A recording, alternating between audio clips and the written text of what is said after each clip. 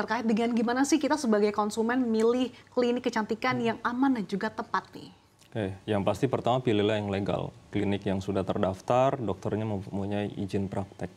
Itu salah satu jalan paling simpel yang bisa dipilih oleh pasien. Karena sekarang banyak tawaran menggiurkan, harga yang jauh lebih murah dikerjakan oleh mereka yang tidak memiliki sertifikat ataupun bukan tenaga kesehatan. Oh gitu. Dan kasusnya sudah ada dan sudah terjadi dan menimbulkan korban. Ya, karena iming-iming dengan harga yang jauh lebih murah. Nah, kalau melihat bertumbuhnya atau bahkan kian menjamur industri klinik di tanah air, bukan hanya di Jawa, tapi juga di luar Jawa, ini sebetulnya peluangnya ini masih berapa besar lagi sih dok yang bisa dimaksimalkan? Industri estetik ini menurut saya bahkan belum pada final formnya, masih mulai bertumbuh gitu loh. Karena kalau kita lihat dari track record, kalau semuanya berjalan dengan baik, sebuah unit bisa mengalami peningkatan bahkan lebih dari 20%. Per tahunnya? Yes.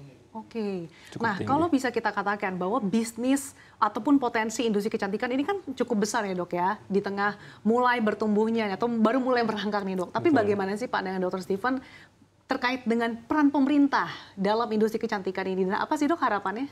Saya berharap pemerintah lebih aktif untuk melirik kami ya, dalam hal regulasi dan sebagainya. Karena pasar estetik di Indonesia bisa besar. Contohnya di negara-negara lain di Asia seperti semua orang tahu Korea. Sebenarnya mungkin tidak semua tahu bahwa Thailand juga menjadi pusat tujuan estetik saat ini.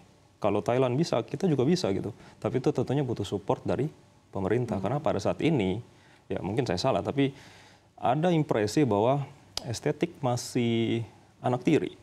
Dari berbagai peraturan maupun regulasi, belum ada yang secara spesifik untuk mengatur yang namanya estetik ini.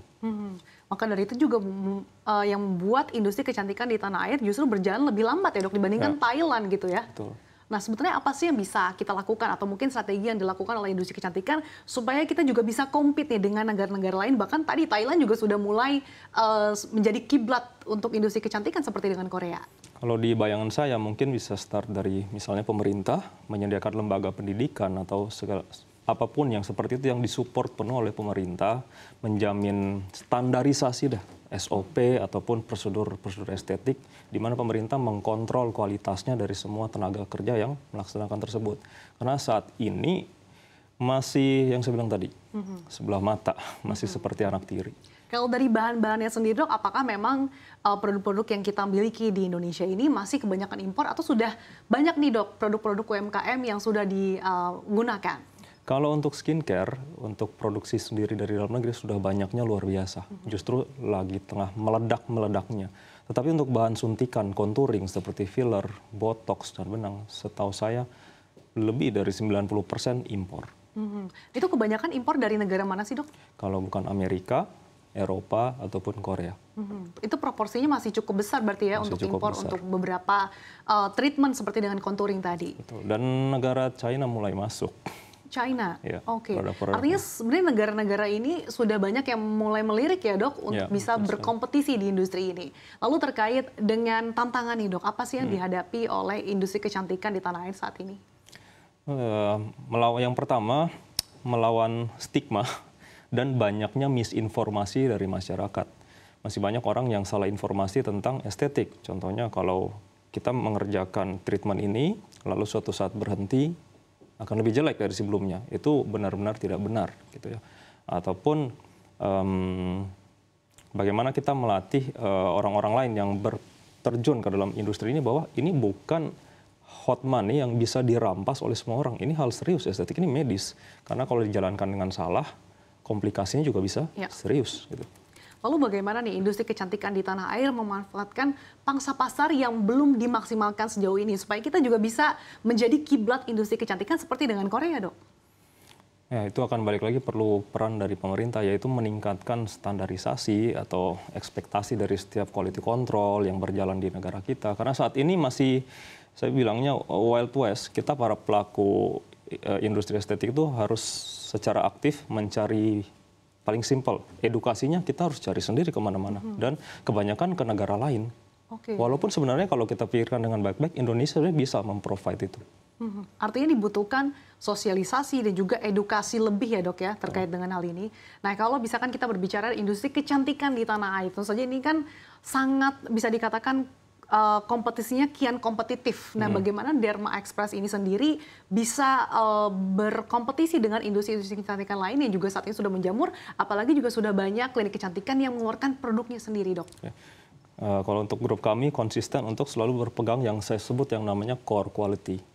Yaitu tadi kita sudah sebut sendiri bahwa estetik ini bayangkan seperti harta rampasan. Banyak pelaku bisnis yang melihat bahwa pada saat klien datang, closinglah sebesar-besarnya. Jadi kalau di dunia medis, kalau orang butuhnya 2 obat, dokter akan memberi 2 obat.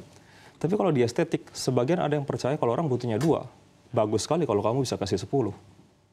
Luar biasa kalau kamu bisa kasih 20. Nah, itu udah menjamur dan saya lihat oke, saatnya kita menjadi berbeda, itu peganglah ke core quality. Kita hanya kasih apa yang dibutuhkan saja. Walaupun kedengarannya basi, ya kayaknya semua orang juga tahu itu. Oh itu nggak benar. Karena banyak sekali pelaku yang tidak memegang prinsip tersebut. Ya kan saya bilang seperti ada datang masuk, sikat sampai habis. Artinya core quality ini harus terus dikedepankan. Ya. Dengan melihat pangsa pasar yang cukup besar, seperti apa sih dok perbedaannya antara pangsa pasar di Jawa dengan yang di luar Jawa? Masih jauh sekali. Yang di luar tantangannya masih jauh lebih banyak, masih banyak masyarakat yang belum terbuka dengan yang namanya self-improve dengan mengubah muka. Ada yang menganggap memperbaiki wajah itu sebuah hal yang memalukan. Jadi kalau mukanya lebih cakep, lebih baik dengan treatment, itu aib. Itu masih cukup kencang di berbagai negara kota di luar dari Jawa. Tapi untuk di Jakarta, di Jawa rata-rata sudah open. Sampai di tahap orang, saya bisa bilang justru bangga kalau mereka treatment. Oke, apa nih yang dilakukan supaya masyarakat ataupun awareness di luar Jawa ini juga semakin meningkat tentang perlunya perawatan diri dan juga untuk merawat kecantikan? Yang paling pertama tentu penggunaan sosial media. Kita hidup di era informasi itu mudah, cepat, dan bisa dibilang gratis. Jadi alangkah baiknya kalau setiap pelaku bisnis bisa mengedukasi para market atau pasien kita informasi yang jujur ya, bukan berjualan. Gitu. Nah terkait dengan edukasi ini juga mungkin masih banyak yang disinformasi ya dok, terkait dengan kalau kita datang ke klinik kecantikan tuh takutnya itu operasi, terus kemudian takutnya nanti kulitnya ini mungkin 5 tahun atau 10 tahun ke depan akan jadi rusak nih dok. Ini seperti apa sih?